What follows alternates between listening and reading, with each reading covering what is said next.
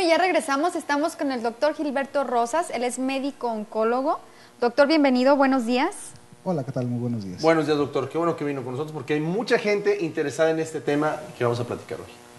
Bueno, a mí me da mucho gusto estar por acá y algo que es muy importante es que es un espacio de comunicación y la posibilidad de informar sobre un problema real y grave de salud, que es el cáncer de mama. Que esa palabra que usted es muy importante, es real, porque yo veo que muchas mujeres dicen, no, es para todas menos para mí, ¿no?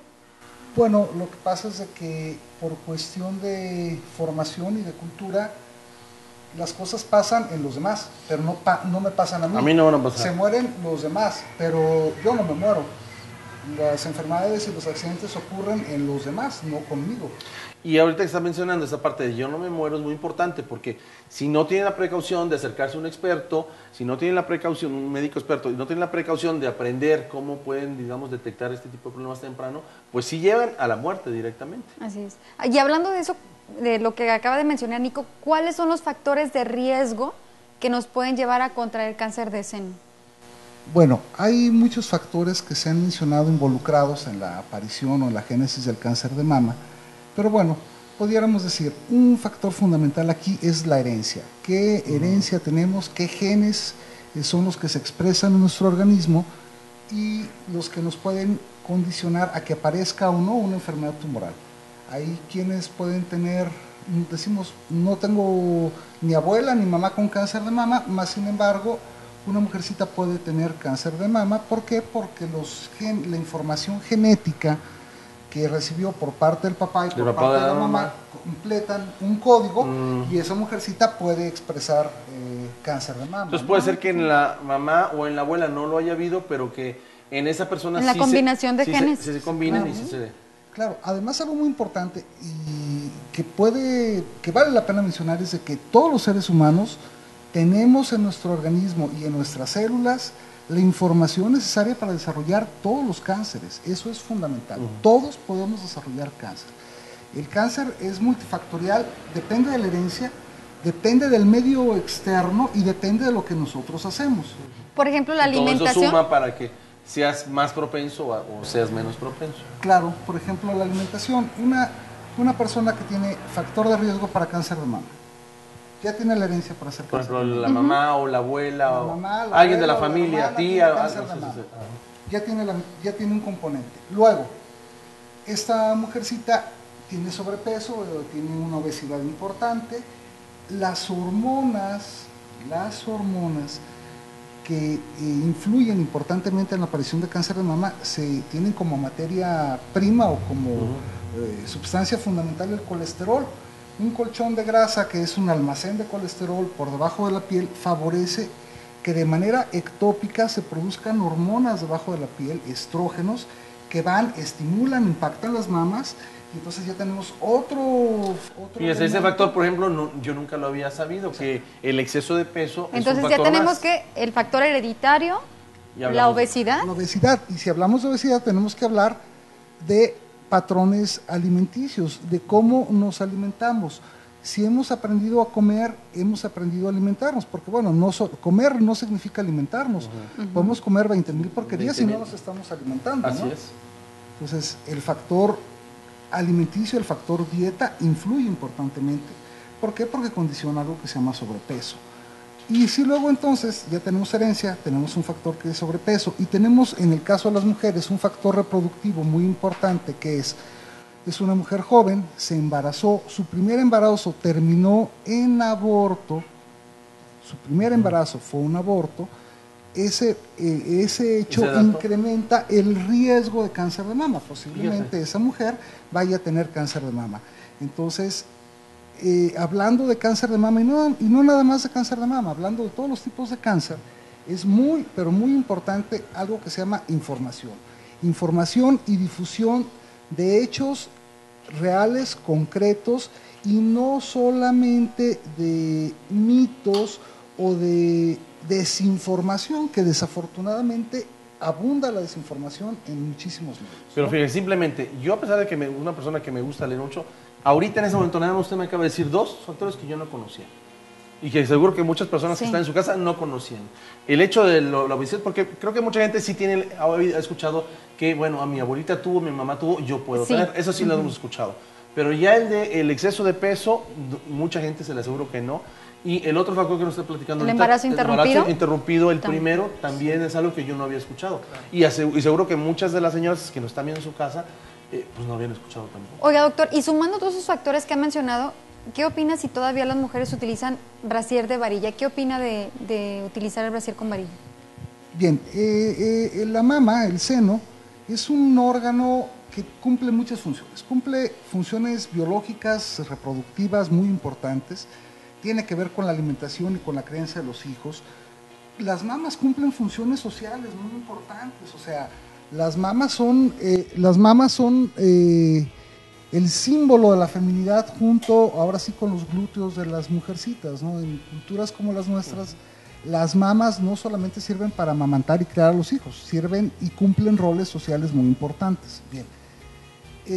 Y en función de estos roles sociales, a las mamas les ocurre lo que le ocurre de repente al cabello. Lo tiñen, lo decoloran, lo maltratan, lo quebran y acaban las mujercitas pelonas, ¿no? Así es. Las mamas igual se maltratan por brasieres o sostenes inadecuados, por prácticas inadecuadas, por dormir de manera inadecuada, y todo lo que maltrata al seno, todo lo que daña al seno puede condicionar que la grasa, que forma parte fundamental de la mama, se necrose. Cuando se necrosa la grasa, esa grasa se necrosa y luego se daña, se muere esa grasa tiene que ser recuperada o sustituida, ¿por qué? Por calcio.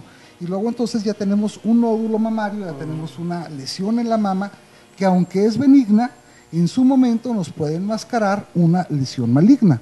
Entonces el seno no hay que maltratarlo, el seno hay que tratarlo de una manera adecuada, hay que utilizar una prenda de vestir, un brasier, un sostén que sea el adecuado, ¿no? O sea, un seno grande, voluminoso y luego un brasier pequeño de tirantes angostos con no sé cuántas varillas, va a dañar el seno, va a maltratar el seno, eso no es adecuado. Entonces, ¿usted recomienda que utilicemos un brasier sin varilla? Dependiendo de la complexión física y del volumen del seno de cada mujer debe utilizar una prenda de vestir adecuada para ella. Y de hecho hay algunas, vamos a decirlo así, algunas empresas que con una orientación ergonómica, ortopédica, están diseñando los brasieres adecuados para cada mujer. No son brasieres ortopédicos ni nada por el estilo, pero bueno, son brasieres que Pero más de acuerdo a lo que necesita. que tienen Pues sí. un soporte adecuado, que le dan una estructura adecuada al seno, que evitan que el seno ande bailando, como de vaivén de aquí a allá, ¿no? Pues sí, porque cuando escuchamos ortopédicos ya inmediatamente pensamos que es antifemenino. O de que es enfermedad, o que es muy rígido. Sí. Que... Sí, ahora hay una cantidad enorme de enfermedades en las mamas que no solamente es cáncer de mama, pero que nos pueden sacar un susto, nos pueden llevar a tener problemas. Las alergias en la piel de la mama, en el pezón y en la areola son muy comunes. El eczema de la piel de la mama, el eczema de la areola, el eczema del pezón, por depósitos de detergente en el brasier, por depósitos de suavizante en el brasier. Son problemas que condicionan que una mujer se rasque el seno, se sangre el seno, se sangre la areola, y una mujer que trae sangre en el pezón, lo primero que yo pienso como oncólogo en una mujer que está sangrando por el pezón es que trae cáncer de mama, y a lo mejor es solamente una complicación extrema de una alergia por un mal cuidado de su brasier y depósitos de detergente en su ropa. Igual ¿no? pasa cuando empiezas a amamantar a tu bebé, que puede ser que sangre el El pezón un sí, poco, claro, ¿verdad? claro, puede ocurrir. Doctor, bueno, ¿y cómo podemos detectar el cáncer de mama? Esa es la pregunta clave. El cáncer de mama tiene que detectarse a través de la autoexploración. La prevención básica del cáncer de mama se llama autoexploración.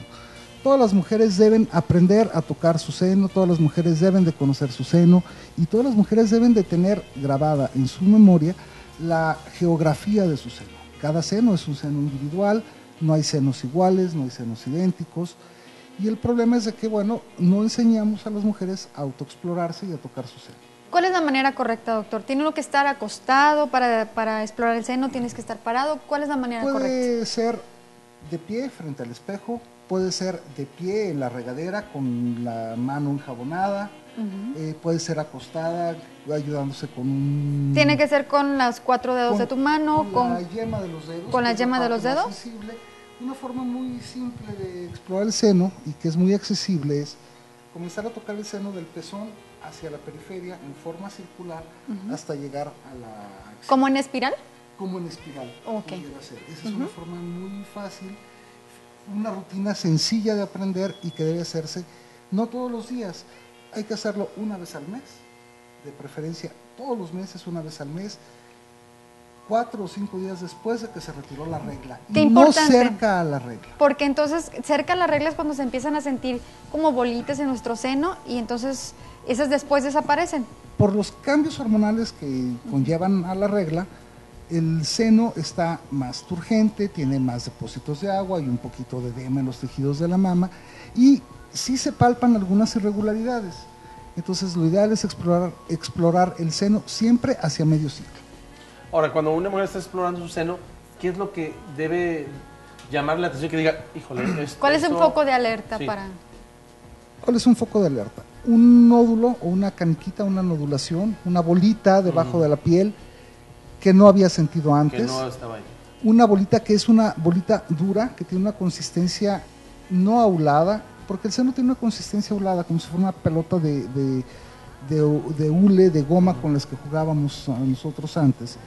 Y entonces una bolita dura, de una consistencia aún más firme, que está fija, que no se mueve, que cuando desplazo la bolita retrae la piel o retrae el pezón. Como si estuviera agarrado como por si adentro. estuviera agarrada por adentro. Eso es un signo de alarma. Pues sí, porque luego antes de la menstruación solemos sentir bolitas, pero que sí se mueven. Que se mueven, que se desplazan, que si yo la toco, la desplazo, la luxo y no jalo la piel, no retraigo la piel. ¿Esas no son de cuidado entonces?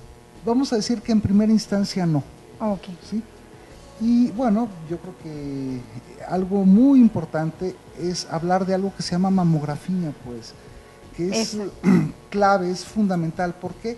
Porque nosotros vamos a poder tocar y conocer o percatarnos de nódulos que son de cierto nódulos tamaño, que tienen 2 centímetros, por ejemplo, pero un nodulito tumoral, un nódulo maligno que mida medio centímetro y que está pegado al músculo en un seno generoso, pues nunca lo vamos a palpar.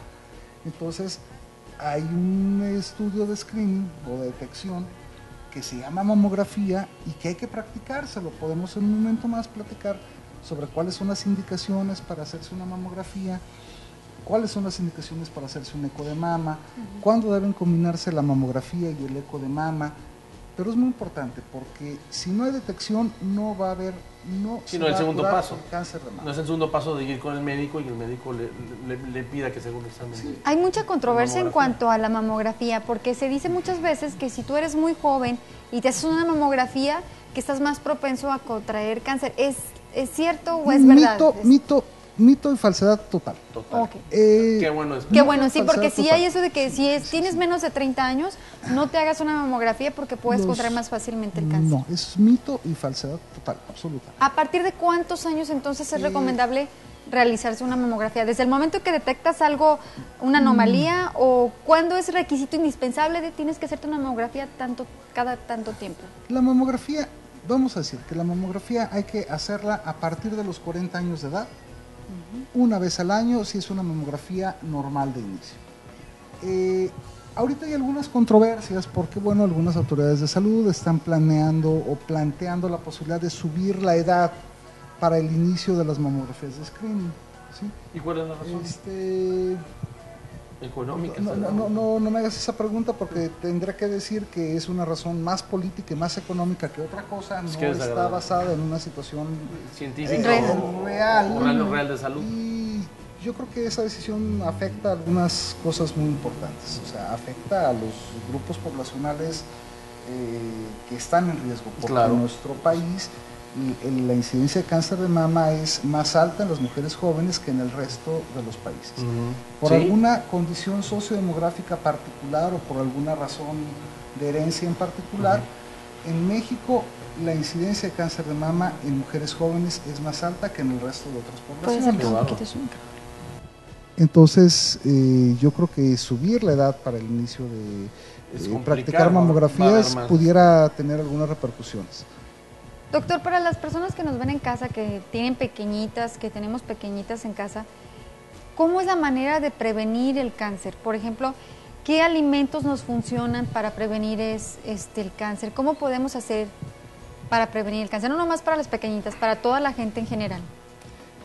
Bueno, aquí algo fundamental es, hay alimentos que en general nos hacen daño a todos, a los niños, a los adultos y a los ancianos.